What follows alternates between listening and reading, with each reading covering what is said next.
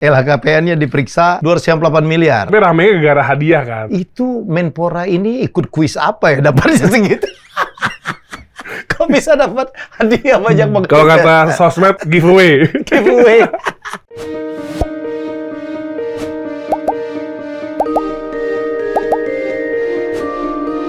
Ya, tamu istimewa saya orang anak muda sebenarnya mengawali penampilannya sebagai pejabat negara keren banget. Saya bilang, wah inilah waktunya anak muda memimpin. Tiba-tiba ada berita yang menjadi viral. Menpora sudah hadir di tengah saya. Saya manggilnya apa nih?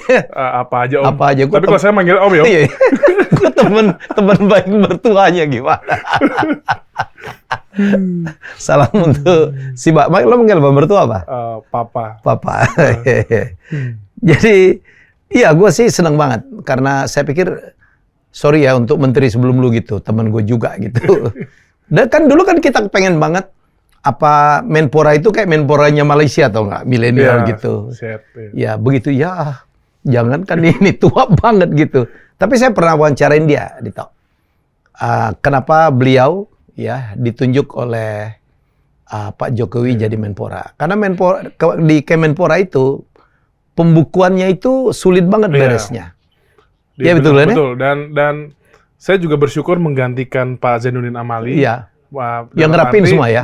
Beliau ngerapin semua dari governance di Kemenporanya, tata kelola, dan bahkan sampai fondasi pengembangan pemuda olahraga-nya. Jadi kan kayak misal di olahraga, sudah ada peninggalan beliau, legasinya di Desain Besar Olahraga Nasional, diikuti dengan Peraturan Presiden 83 kan, Om.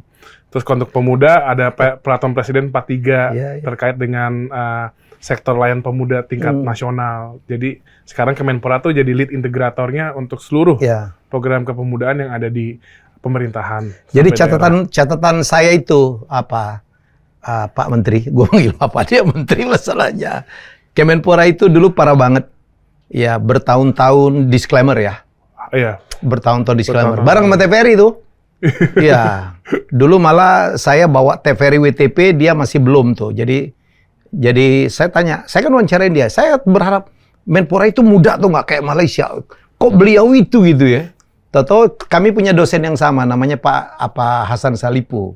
Beliau kan auditor. Betul. Kayaknya memang diutus oleh Pak Jokowi untuk lu rapiin deh. Iya benar. Masa? Saya sih nggak ngebayang kalau misalnya kayak saya menjabat Menpora dari 2019 dengan kondisi existing itu kayak kayaknya juga nggak akan tercapai goals dan output yang kita mau.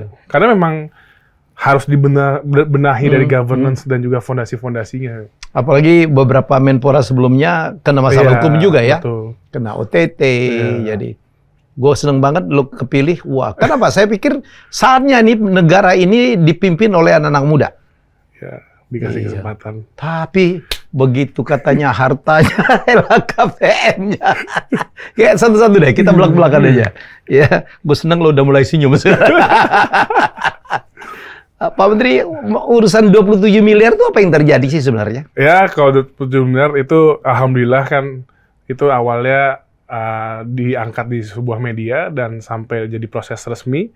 Dan alhamdulillah kan saya sudah datang, sudah diperiksa dan sudah ada statement juga dan terkait 27-nya sendiri juga pihak yang menerima juga mengembalikan atau menerima itu sudah diperiksa dan sudah ada hasilnya juga diumumkan di publik. Jadi ya kita anggap itu life challenging aja lah Om.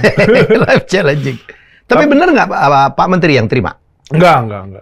27M itu? Katanya Bapak untuk Pak Menteri untuk dikirimkan ke atas. Enggak ya? Bisa dicek profil saya kok. Nggak ada jaringan ataupun pengalaman di dunia seperti itu. Pak Menteri profesional businessman ya. Ya sebelumnya kita banyak kerja lah intinya. Iya. Terus LHKPN-nya diperiksa berapa 290 Mas? 298 miliar. Iya. Ada 27 miliar LHKPN-nya 298 miliar. Enggak, tapi ramenya gara hadiah kan. Dan ada 160 berapa? Yang berbentuk hadiah 162 ya. Statusnya hadiah 162 miliar. Iya, gue terus terang itu Menpora ini ikut kuis apa ya dapatnya segitu? Kok bisa dapat hadiah banyak banget? Dia ikut lomba apa? Lomba mancing aja nggak sebanyak itu. Kalau kata sosmed, giveaway. Giveaway. Ini menteri giveaway. Jadi ternyata ini sebenarnya hibah ya. Hibah. Nggak, ternyata yang lebih tepat hibah tanpa akta.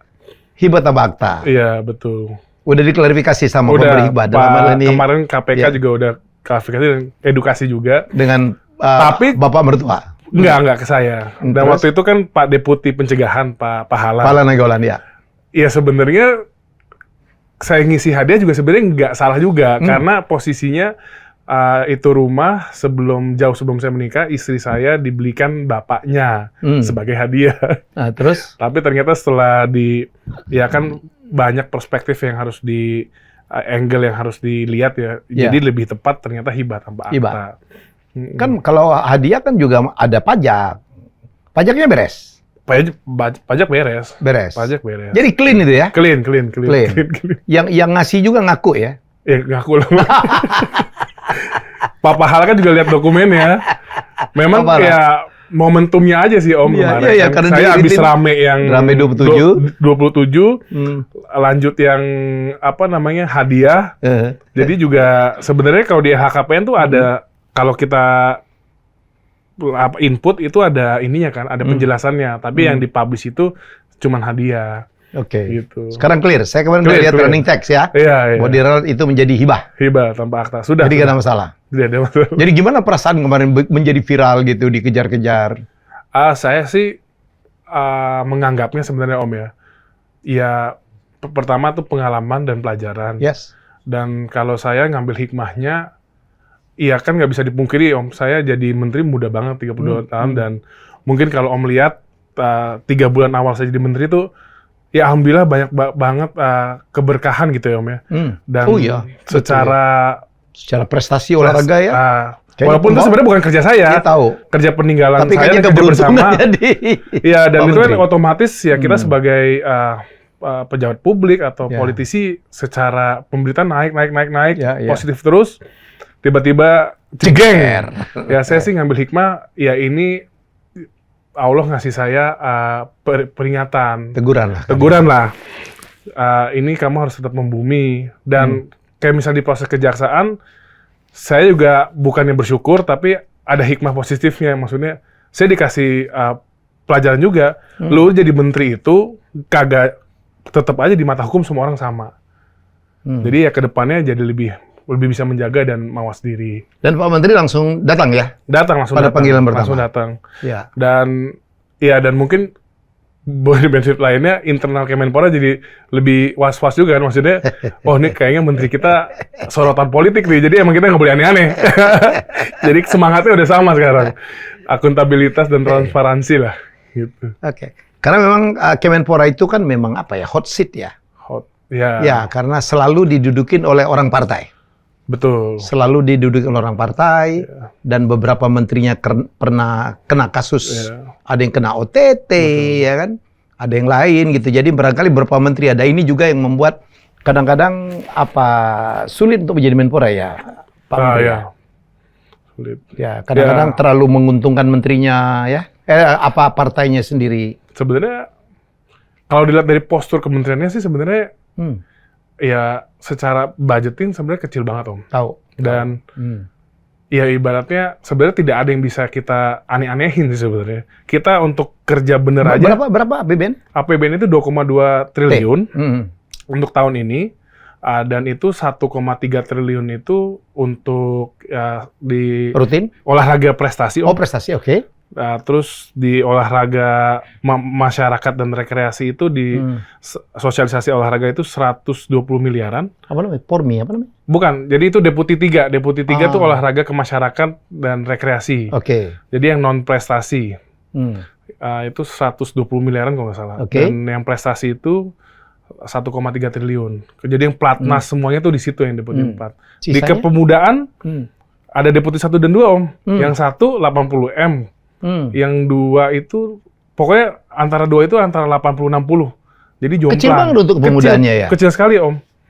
Kecil. Tapi makanya alhamdulillah sudah ada yang Perpres nomor 43 itu. Yang koordinator sektor pelayanan kepemudaan tingkat nasional. Yang semangatnya dengan peraturan presiden itu Kemenpora menjadi lead integratornya, jadi kita jadi orkestratornya. Iya. Tapi memang challenge-nya itu adalah di ego sektoral antar birokrasi. Tapi so far, alhamdulillah kita udah rapat tingkat menteri dipimpin wakil presiden terkait ini. Dan alhamdulillah, ya mungkin karena saya menterinya masih muda ya Om, jadi saya juga nggak segan-segan, saya tongkrongin aja kementerian-kementerian lain. Gitu. Yang penting kita bisa benar-benar bikin impact dan programnya bisa nge-link. Karena kan sebenarnya tiap kementerian atau tiap pemerintah daerah tuh kadang sudah ada program-program di sektor kepemudaan. Saya lihat kemarin dipanggil ke istana ya? Kapan tuh Pak? Kemarin? Enggak ya? Minggu lalu. Minggu lalu. Minggu lalu. Itu pendampingan aja. Jadi Rabu mendampingi Pak Presiden ke mana? Bandung. Kamis kita... Oh, yang ke Jalak Harupat? Betul. Oke. Kamisnya di rapat terbatas untuk persiapan event dunia olahraga. Oke. Kan kita ada Piala Basket Dunia di Agustus dan alhamdulillah FIBA dan U17 di November. Wow. Terus Jumatnya nemenin Bapak Presiden menerima Pak Budi Waseso Pramuka. Iya. Jadi dua-dua event internasional itu dua-duanya melibatkan Erick Thohir dong ya? FIBA di situ dia, PSSI di situ kita dia. kalau olahraga Pak Erick Thohir ya inilah passionnya memang. Ya, tandem ya. Alhamdulillah Menteri BUMN-nya beliau. Jadi kalau olahraga yang passionnya juga ini. Semoga dia menjadi cawapres pilihan Golkar ya. Pokoknya kalau Golkar yang penting Pak Erlangga Hartarto menang. Tapi Pak Erlangga juga mulai dipanggil-panggil juga nih, gimana Pak Menteri? Ya, tapi kan beliau juga bagus kemarin dipanggil 12 jam benar 12 jam. Yes. Dan sebenarnya kalau menurut saya aja kan dipanggil untuk hal yang sebenarnya simple. Ditanya menerima atau enggak, itu aja kan hampir 3 jam. Ya. Dan beliau dipanggil terkait dengan kebijakan yang makro kebijakan kan. Ya. Jadi memang penjelasannya panjang dan waktu itu Pak Erlangga bilang dia mau tuntasin semua biar semua clear. Jadi sebenarnya 12 jam itu ya memang waktu untuk ya bayangin aja Pak, itu kan berapa kali rapat. 36 pertanyaan ya? 46 pertanyaan. Jadi memang dibutuhkan waktu panjang biar tuntas hari itu juga untuk penjelasannya. Ya. Dengar-dengar katanya mau ganti ketua umum ya? Ya, kalau di isu luar kan lagi rame ya, cuman kalau yang saya lihat sih saya rasakan Golkar ini punya traumatis terkait perpecahan. Jadi sebenarnya ya tidak ingin pecah juga, tapi saya yakin senior-senior di atas nanti bisa kembali kompak dan rekonsiliasi lagi. Dan Golkar tetap Golkar ada. Ya tetap Om ada. Helmi inilah ngikutin lah. Kakak kita di Golkar. Tetap ada, dan apapun yang didukung waktu pencapresan tetap tidak pernah jadi oposisi. Dito memang punya passion berpolitik ya? Punya sih dari dulu. Ya. Dari dulu. Sekolah kan fakultas hukum ya? Hukum, terus passion politiknya sebenarnya lebih karena dari saya muda berorganisasi terus ya. Dulu pernah mimpin AMPI juga ya? Ya, terakhir ketua umum AMPI di Golkar. Tapi maksudnya dari saya sekolah tuh udah organisatoris gitu. Ya. Jadi udah terbiasa lah dunia-dunia pergerakan dan juga organisasi. Saya setuju banget Pak Menteri. Sudah tiba saatnya gitu, anak-anak muda ditampilkan gitu ya. Kan sekarang kita lagi ada gugatan supaya capres, cawapres itu bisa di usia lebih muda ya. Partai Om kan juga. Iyalah, bukan apa-apa ya. Memang saya pikir saya pun akhirnya berpartai karena kepengen mendukung anak muda. Kadang-kadang orang-orang tua ini udahlah ya, kita menjadi mentor aja, menjadi coach aja. Ya jadi saya dukung banget. Makasih Om. Ya intinya anak muda harus dipersiapkan. 32 sekarang ya. 32 harus dipersiapkan loh. Harus dipersiapkan. Tapi ya memang nggak bisa ekspres juga. Betul. Ya tapi harus dimulai. Harus dimulai. Jangan semua posisi orang tua semua, tau nggak lo? Ya dong. Jadi kita harus tahu diri juga. Saya mewakili orang tua, kita harus tahu diri. Karena dunia juga udah berubah tuh. Jadi kayak sektor-sektor bisnis. Ya sekarang bisnis, ekonomi kan banyak, apalagi digital ekonomi kan banyak dimotori dan di backbone-nya tuh anak muda semua. Untung kita punya Pak Sandi ya. Nggak muda-muda amat, tapi jiwanya muda banget gitu. Jadi menurut saya harus begitu tuh. Saya setuju banget. Kurang banyak nih menteri kita umur 30-an. Di luar itu ya, di luar itu udah beberapa kepala negara, kepala 3 loh. Iya. Iya. Jadi kita nggak boleh ketinggalan tuh. Yang penting gimana kita dari sisi kepartaian maupun negara itu hadir untuk menyiapkan kaderisasi kepemimpinan nasional sih Om. Saya nitip banget Pak Menteri mungkin ke depan ya berjuang untuk APBN diperbanyak anggaran untuk kepemudaannya lah. Itu investasi masa depan lah. Betul. Iya dong. Jadi memang makanya saya bersyukur pertama sudah ada benchmark di peraturan presiden itu yang terkait sektor kepemudaan untuk koordinasi. Dan kedua, memang ini kita lagi dalam merancang desain besar kepemudaan nasional. Oke. Jadi udah rencana tahun ini launching. Jadi itu sebenarnya lebih kepada roadmap dan juga gimana nantinya menuju undang-undang. Menuju undang-undang, betul. Iya. Haruslah. Iya, benar. Dan kalau bisa jangan nyimpang ya. Kadang-kadang yang diperhatikan pemuda partainya doang tuh. Enggak. Justru kan sebenarnya shifting Om. Dulu mungkin awal Kemenpora dibangun itu lebih untuk pemerintah mengakomodir gerakan organisasi kepemudaan konvensional kan. Dan sekarang kan agak shifting di mana kayak pergerakan komunitas, civil society, terus anak-anak muda yang kreatif non structure itu kan banyak sekali Om, jadi potensinya. Jadi memang kita harus nge-grab ke situ juga, walaupun ya organisasi kepemudaan yang konvensional tetap kita perhatikan.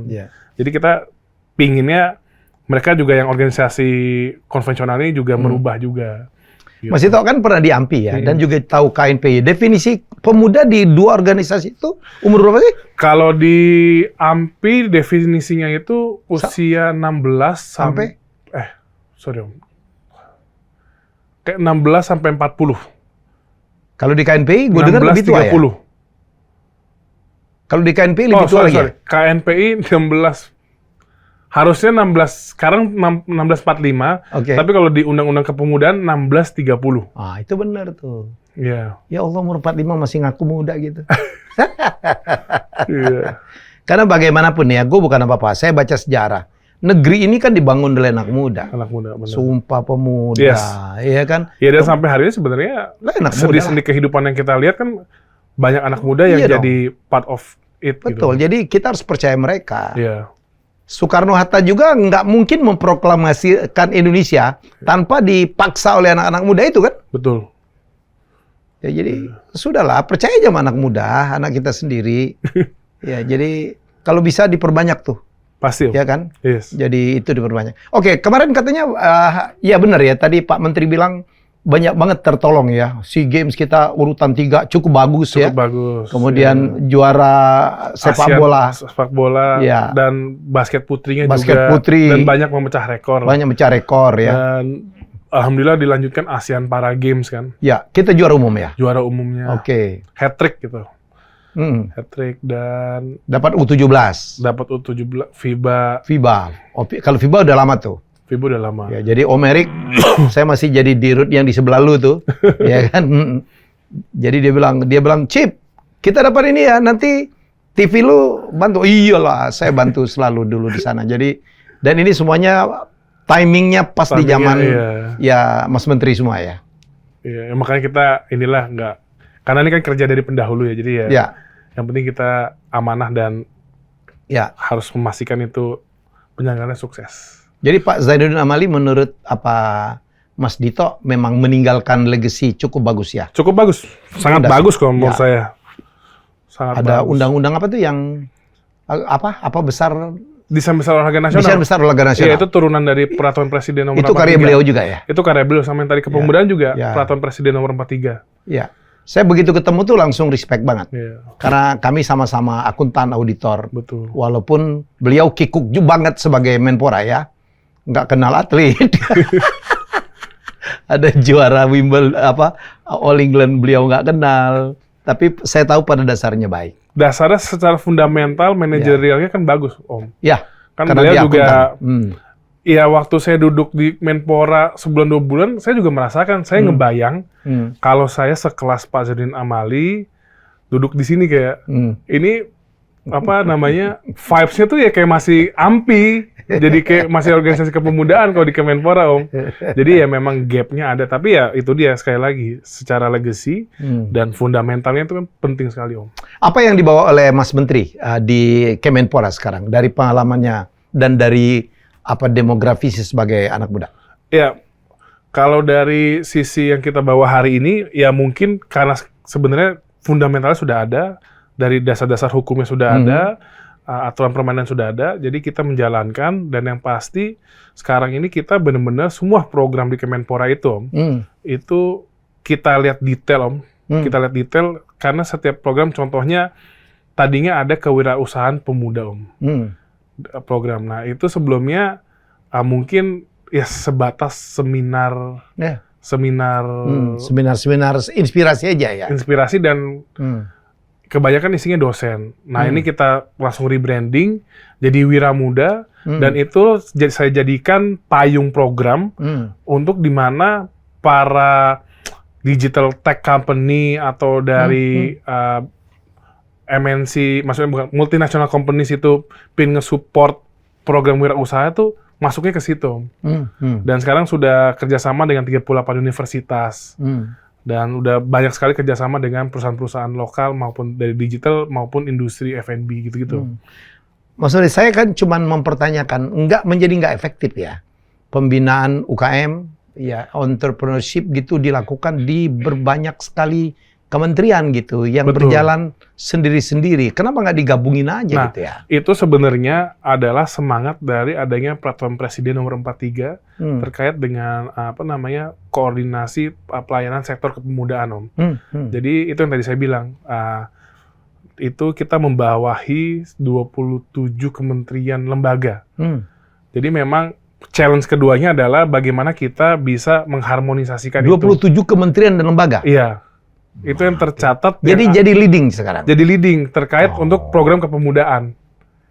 Gitu. Kepemudaan? Iya, khusus yang itu. Salah satunya adalah entrepreneurship? Salah satunya entrepreneurship. Kan ada entrepreneurship, kesukarelawanan, terus pemuda pelopor. Gitu.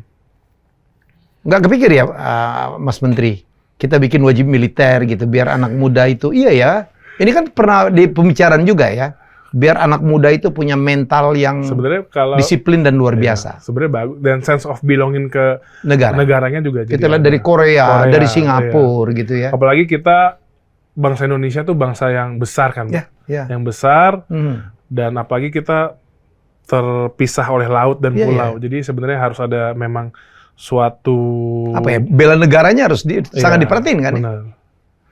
Mas Menteri, satu lagi isu ya, pemerintah itu lalai gitu memperhatikan atlet-atlet, mantan-mantan atlet. Kemarin katanya saya dengar ada sesuatu yang Mas Menteri lakukan ya. Jadi memang yang dari pertama kali saya masuk sebagai menteri itu sudah suatu concern saya bahwa karena kan saya sebelumnya juga aktif di dunia olahraga sudah lama, Om. Oh iya? Atlet apa? Bukan, maksudnya kalau atlet pas saya kurus 30 tahun, 30 kilo lalu, 2 tahun lalu saya masih 30 kilo lalu tuh. Saya masih bisa triathlon. Ngomongnya waktu 30 tahun ya ini, 30 kilo yang lalu. 30 kilo yang lalu masih triathlon. Oh, triathlon. Oke. Terus? Memang kita sangat memahami bahwa produktivitas atlet itu maksimal rata-rata di umur 35 kan udah sangat. Usia emasnya ya? Bukan usia emas, usia abisnya ya? Abisnya. Oke. Jadi kita dari awal tuh pingin cari cara bagaimana ini atlet ini setelah kehidupan beratletnya ini masih bisa menyambung hidup pertama. Jadi kemarin kita ini sudah tahap finalisasi terkait yang beasiswa LPDP pendidikan. LPDP. Jadi kalau kemarin kan baru situasional beasiswanya ada prestasi apa kita support. Kalau sekarang kita pengen bikin sistem yang rigid. Jadi nanti atlet-atlet yang sudah berlatih di SD, SMP ini mereka tahu bahwa mereka tuh udah memiliki sandaran pegangan buat masa depan untuk kalau mau kuliah. Kan kalau misalnya beasiswa LPDP kan itu nggak terbatas, Om. Mau di Harvard, di Oxford pun pemerintah mensupport kan. Asal ya lulus inilah ya. Benar. Lulus seleksinya. Ini kita lagi mematangkan beasiswa sektor olahraganya. Dan memang kalau terkait yang mantan atlet, kan memang kalau yang hari ini atlet tuh otomatis setelah prestasi mendapatkan ya PNS. Ya. Dan kita juga lagi memfinalisasi untuk BPJS untuk atlet, Om. Tapi memang yang mantan atlet, BPJS Tenaga Kerja. Oke. Kayak ada pensiunnya gitu ya? Iya, jadi ada pensiunnya. Dan memang kemarin saya juga mendapatkan audiensi dari para mantan atlet Olimpiade itu. Para Olimpian? Siapa ada? Ling-Ling gitu-gitu ya? Ling-Ling, terus Richard Sambera? Richard Sambera ada, terus yang banyak badminton juga banyak. Taufik Hidayat dan senior-senior. Jadi ada minta untuk menyambung penghargaan lah. Apresiasi dari pemerintah. Ini apa yang dicapai dari pertemuan itu? Pak Menteri ngebayangin apa? Kita memang lagi persiapan untuk melakukan yang namanya bentuknya tuh Perpres. Perpres. Ya nantinya memang para yang peraih medali ini mendapatkan apresiasi dari negara untuk kayak bulanannya gitu. Sampai sekarang belum ada ya? Ini lagi digodok. Ya berapa dari mereka kan datang ke saya tuh, saya cukup dekat sama mereka. Sejak dulu dari almarhum Lukman Niode ya. Yes, ya, betul. Lukman Niode, sekarang si Richard Sambera, Ling-Ling Agustin. Ya. Pak Mas Taufik Hidayat ya, berapa kali cukup vokal tuh. Betul. Mengkritisi bagaimana governance dari Kemenpora. Iya. Mas Menteri ini pernah dengar ya? Kayaknya tuh sebelum saya deh. Iya, sebelum Mas Menteri. Iya. Yang dia bilang, wah di sini parah banget permainnya. Gila-gilaan. Sekarang dan sekarang secara SDM memang agak kasihan Om di Kemenpora. Kita di ASN kita ini tukin ya Om, tunjangan kita kerjanya itu baru bisa mendapatkan 60% Om. Iya, sama dengan yang punya gue. Karena tapi alhamdulillah, ya, ini udah kita perjuangkan, harusnya dikit lagi itu naik ke 80% Om. Wow, lompatnya lumayan, insya Allah. Lu pakai jampi-jampi apa? Karena kan sangat tergantung kepada kinerja, terutama laporan BPK ya. Yes, kan barengan kita disclaimer-nya, tetangga lagi. Jadi siapa yang nularin siapa, gue nggak tahu. Terus apa plan di depan Mas Menteri sebagai Menpora? Ya ini sih yang pasti kita lagi mengembalikan bahwa Kemenpora ini output saya dan aim saya Om ya. Ya. Mimpinya apa? Mimpi ketika meninggalkan kementerian ini benar-benar Kemenpora itu menjadi kementerian anak muda Om. Anak muda yang dimana ya mereka tuh tahu anak-anak muda ini mencari jawaban dan juga mengembangkan dirinya tuh ke Kemenpora. Ya. Jadi sama ini mungkin orang banyak yang stigmanya itu hanya ngurusin olahraga kan Om. Ya mungkin memang kalau dari sisi budgeting jomplang. Nah ini yang pertama dari sisi budgeting ini kita lagi perjuangkan, tapi itu kan takes time. Makanya dari hal-hal simple kolaborasi dengan pihak ketiga, swasta segala macam ini kita genjot sekali Om. Makanya kita sekarang juga fokus ingin bikin Kemenpora itu rumahnya komunitas. Jadi nanti seluruh komunitas itu akan kita support dan juga kita coba engage dengan program-program yang ada. Dan kita kan juga sebenarnya punya tugas untuk menjadi pusatnya sukarelawanan Om. Jadi kita pengen bikin Collab Rangers Om. Jadi Collab Rangers itu intinya itu hubnya relawan Om. Di mana relawan itu nanti kita bagi 3 Om. Jadi tidak hanya relawan sosial, tapi kita ingin juga jadi bukan broker ya.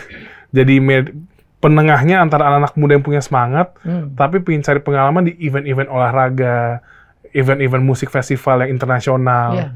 Kan mereka kadang anak-anak muda yang belum lulus kan butuh juga buat portfolio dan pengalaman kan Om. Nah itu yang lagi kita koordinasikan. Gitu. Ya berat anggaran ditambah ya. Iya. Lokasi Kemenpora itu kan dahsyat. Dahsyat, bener. Mas Menteri. Senayan. 2,5 hektar kalau nggak salah ya. Yalah, gua hafal. Kayaknya ya. Punya gua dulu lebih gede, kita 4,5 hektar gitu. Kalau itu dibikin itu TVRI, padahal kan ada acara yang suka di depan TVRI itu. Iyalah. Harusnya dipindah ke Kemenpora aja tuh. Ya, ngomongin sekarang gua ada pesan. Orang Kemenpora banyak parkir di TVRI, gue tahu banget. Jadi menurut saya sih, apalagi kalau bisa berkolaborasi dengan TVRI yang punya semangat yang sama. Benar. Kita punya space lah ya, bisa menjadi tempat anak muda ngumpul. Benar. Ya lokasi the best lah, Jaksel gitu loh. Iya, pokoknya sekarang kita juga dalam tahap memaksimalkan aset Kemenpora juga Om. Jadi yang di depan tuh lagi kita bikinin tadinya itu kafe, udah nggak kepake, saya bikin nanti semacam lounge dan coworking space, di mana silakan organisasi kepemudaan, komunitas mau kumpul mau apa di situ. Terus sekarang fasilitas olahraganya juga udah bagus banget. Jadi atlet maupun federasi sih bisa make. Dan kita punya media center yang bagus. Dan itu sekarang kita gunakan untuk organisasi, mau yayasan segala macam, mau preskon untuk kegiatan yang masih related ke Kemenpora. Walaupun kita nggak ikutan di acaranya, tapi mereka pingin, ya kadang kan orang pingin diakuin ada dukungan pemerintah kan Om. Nah itu kita buka sekarang dan kita support media juga. Semoga berhasil lah ya. Seneng banget kita. Semoga kita makin banyak anak muda. Jangan Mas Dito aja jadi menteri. Iya dong, benar. Percaya. Orang dulu Jacinda Ardern salah satu Perdana Menteri Selandia terbaik itu juga belum 40 pada saat naik. Banyak sekali presiden-presiden, kepala pemerintahan muda-muda. Kepala bos-bos bisnis, CEO bisnis sekarang kan muda-muda semua. Ya makanya prinsipnya saya sih inilah alhamdulillah dapat kepercayaan dan kesempatan. Justru ini ya kita diuji bagaimana kita bisa memajukan banyak anak muda yang lain ya kalau. Termasuk Bos Raffi gitu, umurnya masih berapa? Luar biasa.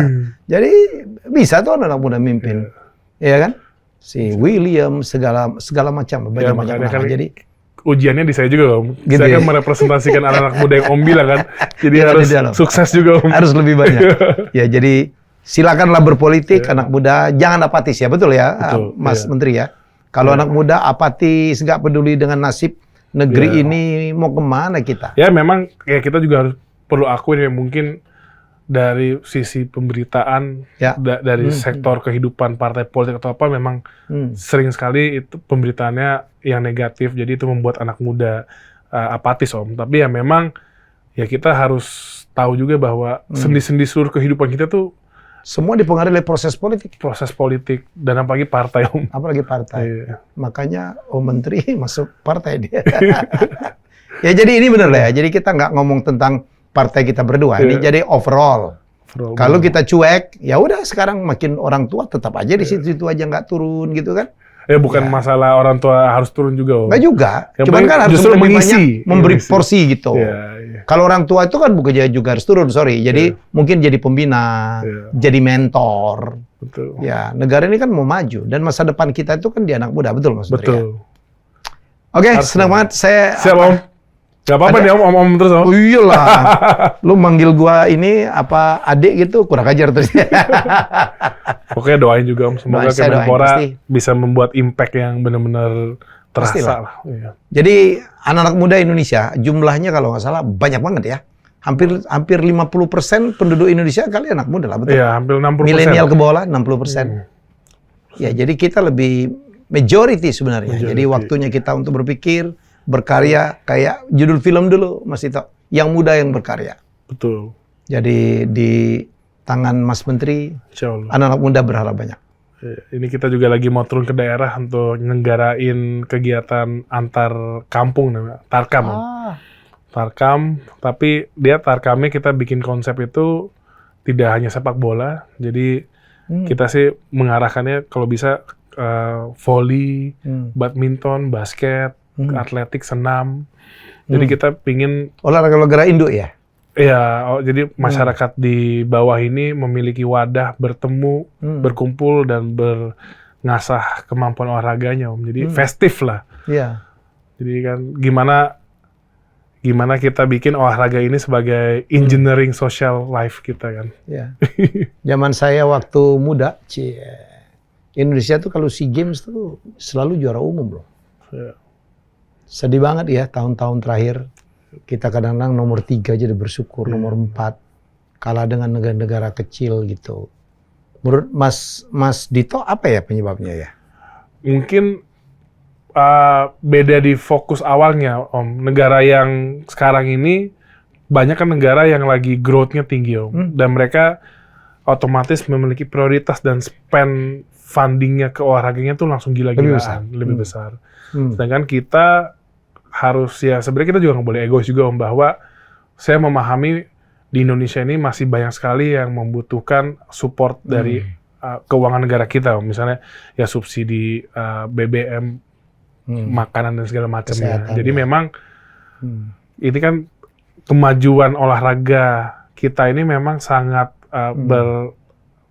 erat dengan ekonomi kita, kemampuan ekonomi kita. Mas Menteri setuju ya, kalau sekarang itu terlihat banget pemimpin-pemimpin organisasi olahraga, KONI, itu dipimpin oleh para pejabat yang kadang-kadang juga terafiliasi ke partai politik ya. Sebenarnya kalau person sih, Om, menurut saya siapapun yang memimpin itu saya tidak nggak terlalu mikirin. Tapi yang paling yang saya harapkan yang memimpin itu orang benar-benar mau megang dan passion. Iya. Kayak ya alhamdulillah Om, misalnya kayak Pak Erlangga megang wushu. Iya. Ya karena memang dia passion, walaupun sibuk dan segala macam, tapi dia memiliki privilege network segala macam, wushunya jadi maju sekarang di Indonesia. Dan ya kita lihat Pak Luhut juga di atletik, apalagi sekarang, ya atletiknya sekarang udah bikin pusat pelatihan atletik di Jawa Barat, Malabar. Ya Pak Erik nggak perlu kita pertanyakan lagi. Dari dulu itu mah. Dari dulu. Jadi Bukan setelah jadi menteri. justru kalau memiliki privilege dan passion, ya justru bisa menjadikan kekuatan yang Zaman tambah. dulu tuh Mas Menteri, orang kalau mimpin organisasi itu spend duit. Yes, pastilah itu. Orang-orang kaya, atau Iya. kalaupun dia nggak kaya, dia habis-habisan. Iya. Ya, jadi dulu ada Pak Yono Suwoyo, Iya. ada macam-macam gitu, ada Akub Zainal. Kalau sekarang katanya justru menjabat untuk nyari duit tuh. Enggak sih Om, kalau itu menurut saya nggak bisa. Ya nggak bisa kan? Nggak Tapi bisa. itu yang terjadi kan? Ya biasanya itu itu biasanya kalau berarti yang kayak begitu ya cabang olahraganya nggak akan maju. Iya ya, itu yang terjadi. Iya. Kan Mas Menteri tahu sendiri, berapa SEA Games kita nggak bisa mengirim atlet pingpong, Iya. tidak dimainkan di PON. Alhamdulillah Om, sekarang tenis meja Udah kita bersatu ya? sudah lagi dalam proses penyelesaian sengketa. Jadi itu sudah ada satgasnya di Kemenpora. Ya, Dan ini kita dalam tahap juga melalui Komite Olimpiade komunikasi dengan internal federation-nya oke. terkait ini. Karena kan kalau federasi NF National Federation itu sebenarnya nggak bisa diintervensi langsung oleh pemerintah. Om. Jadi memang mereka tunduknya di internal federation. Ya, Tapi alhamdulillah secara prinsip dari baik Pak Ogreseno maupun Pak Peter Layardi ini semangatnya sudah sama. Alhamdulillah. apa digabungin atau bikin baru? Nampak ini lagi formulasinya kita lihat, makanya internal federation-nya harus kita keputusan internal federation-nya itu Om, yang lagi kita kejar. Ya kasihan atlet. Kasihan, sangat kasihan. Orangnya Om. bukan atlet aja, banyak orang yang hidup dari situ ya, pelatih. Ya, padahal semua. pingpong ini kan sangat secara kebutuhan fisik dan juga venue-nya kan di Nggak perlu Indonesia besar. pas banget. Iya, nggak perlu besar. Iya. Dalam ruangan aja bisa. Yes. Di kantor gua aja ada pingpong anak-anak. Iya. Kalau nggak syuting mereka main pingpong Betul. tuh. Nyari keringatnya. Iya. Dan dulu kita pernah menjadi juara Asia juga ya. Iya, benar. Yang kemudian makin lama makin meredup gitu. Di sininya ribut. Ya ini insya Allah sih nggak lama lagi udah Itu beres. PR Mas Menteri itu. Yes.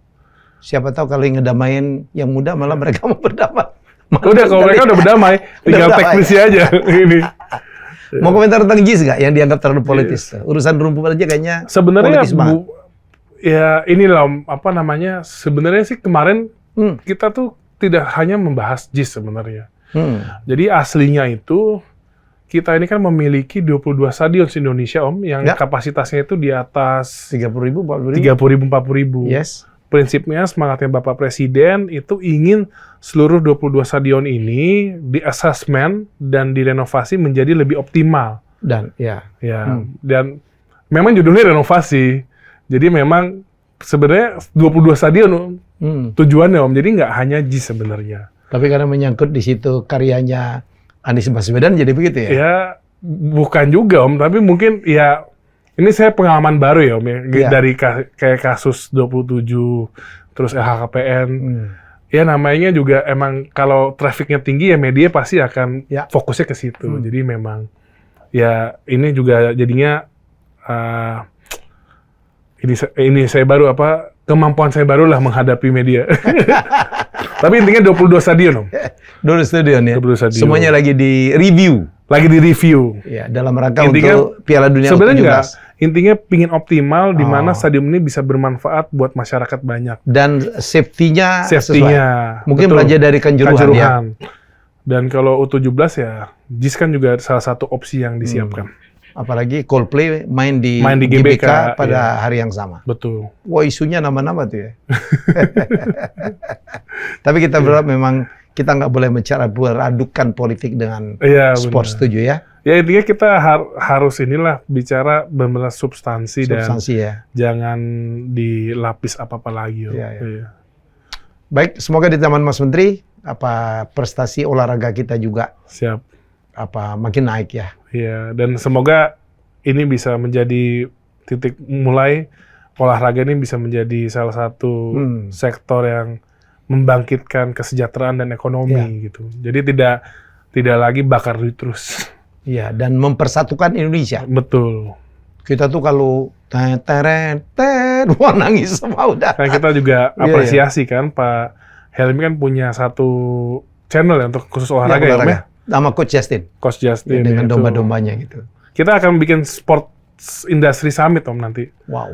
Di bulan Oktober ya. Oktober. Jakarta, Bali. Di Jakarta. Ini kan karena perdana di Jakarta. Jadi kita akan ya nanti pasti medianya Om kita Siap. minta jadi salah satu tenan lah Om. Siap. Jadi kita akan mengundang seluruh pelaku industri olahraga lokal dan internasional Om.